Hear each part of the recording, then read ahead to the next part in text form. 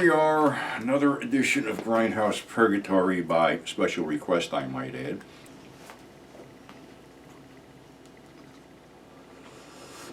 So, some of you requested that I address zombie movies in the Grindhouse. Well, to start out, I would be real happy if nobody made a fucking zombie movie for the next 10 years.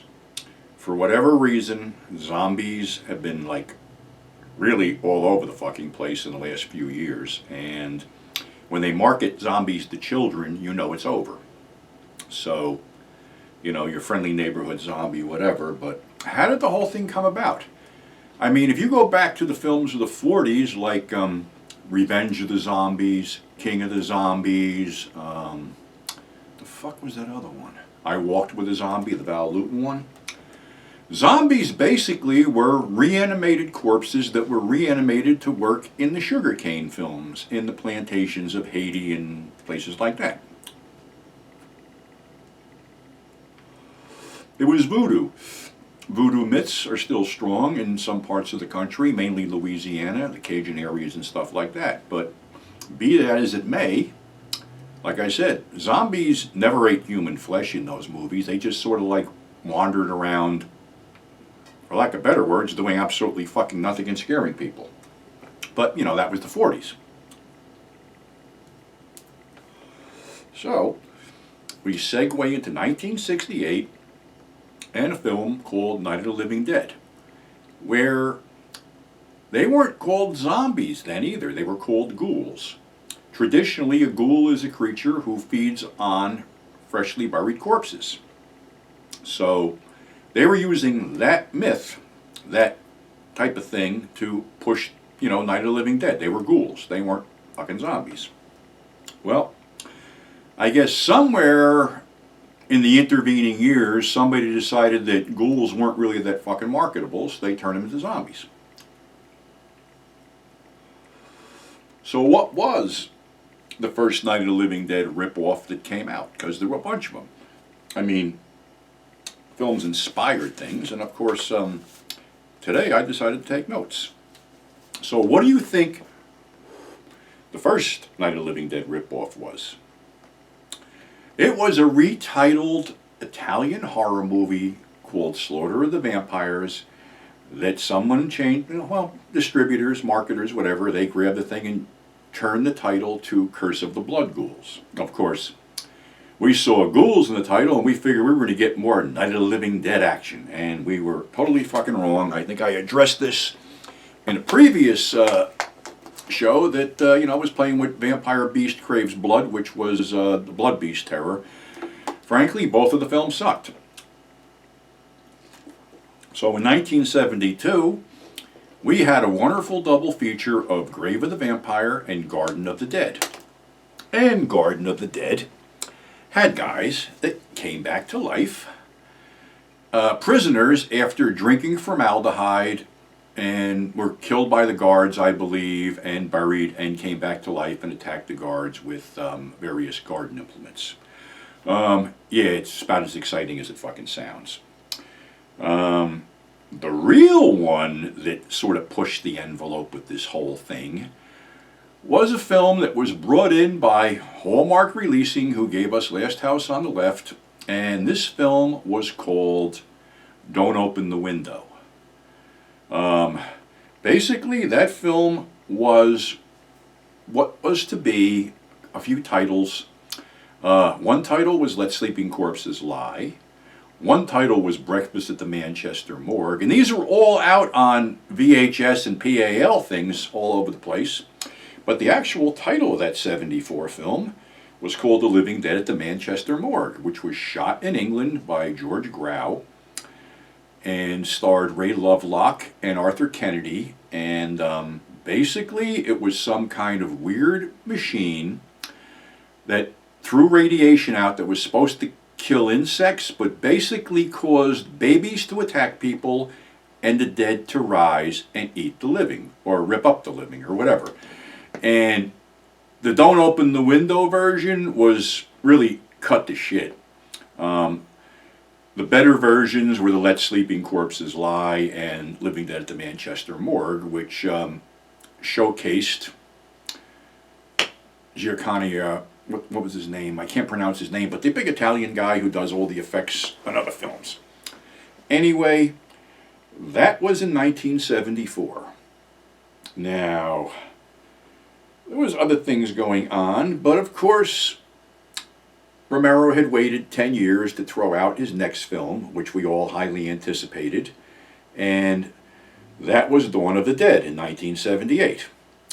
Well, I said in a show that hasn't been put up yet, or I've said this before, that the minute I went in there and saw that head getting blown off within the first couple minutes of the film, I was like, maybe this wasn't a fucking good idea. But I sat through it, and as I said on a prior show, you know, groundbreaking special effects at the time, crazy stuff, but this film had 3 versions, and I went to see a midnight show of this film, and they were showing the close to 3-hour director's cut, Romero's cut. In a DVD box set, there was 3 different cuts. There was a theatrical cut, Romero's cut, and the Argento cut. The Argento cut's around 90 minutes and actually dispenses with the humor and the goofy music and just sort of railroads right through and has some gore scenes in it that weren't in the theatrical cut. So, Dawn of the Dead was the one that really kicked the fucking doors open for imitators, duplicators, and just about anybody who wanted to make a zombie film. Well, the first film that was brought in was a film called Zombie 2 because Dawn of the Dead was released as Zombie in Italy.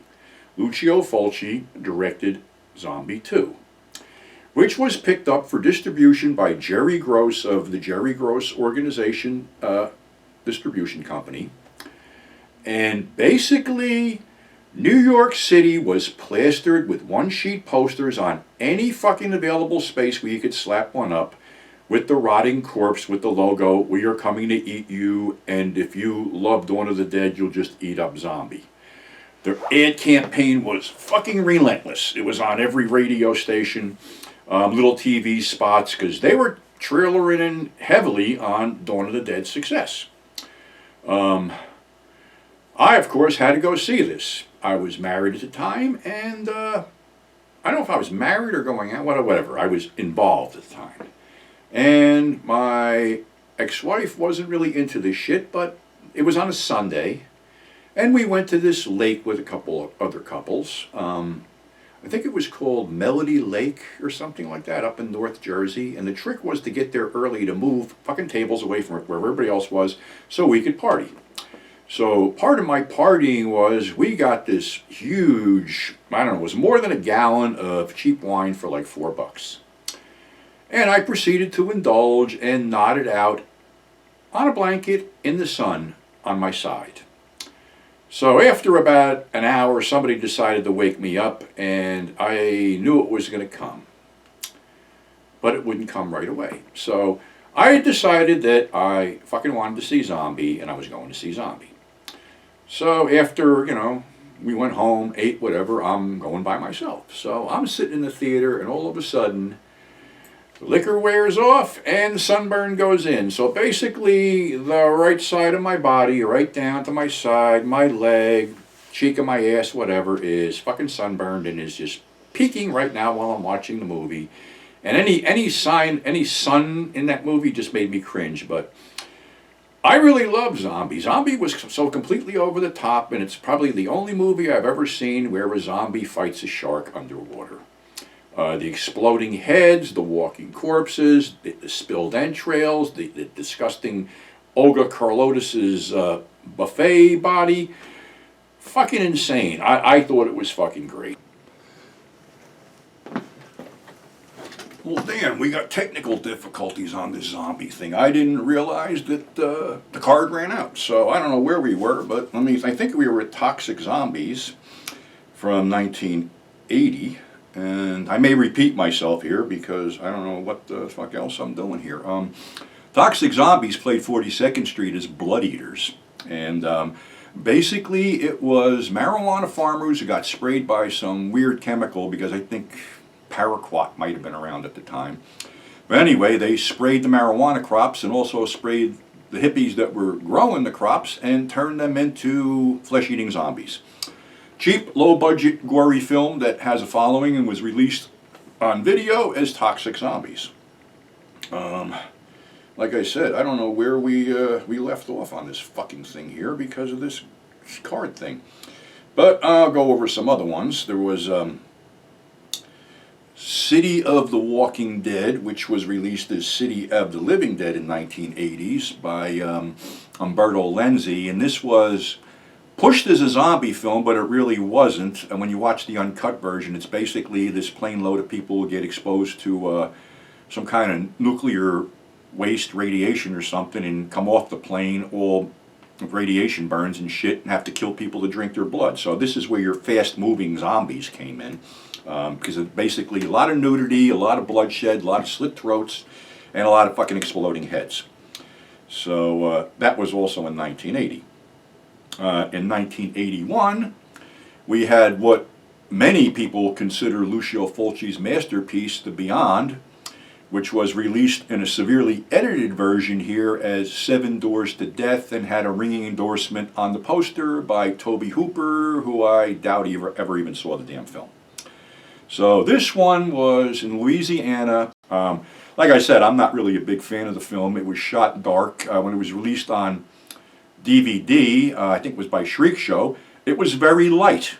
So it was almost daylight, so I don't know what they were doing there. And then, of course, we had 1985's Return to the Living Dead. I believe when John Russo and Romero parted company, Living Dead was Russo, so he basically, I think, sold it off to whoever. Was directed by, I think, Dan O'Banion? I'm pretty sure it was Dan O'Banion. And this was the one that had the punk rock score, had punks including Linnea Quigley, and this is where the zombies ate brains. This was the whole thing. They didn't just eat flesh, they sucked brains out or something. The zombies could talk and they could also move fast. So we were, segueing into that fast-moving zombie crap. But Romero brought it back in Day of the Dead, which I thought was a fitting end to a whole series, but unfortunately it didn't end there. Day of the Dead is grim, uncompromising, and downright brutal at times because it's pretty much the last people around in its underground military installation trying to figure out how to get rid of all these zombies which pretty much have taken over the earth. Great performances by Richard Liberty, Laurie Cardile, and Gary Clark, Joe Pilato, and the others. Unfortunately, a lot of the cast is no longer with us, sadly. We lost Gary and Joe last year. So, yeah, but I thought this was a fitting end to wrap it up, but obviously I was wrong because, of course, you hit the 90s and we have,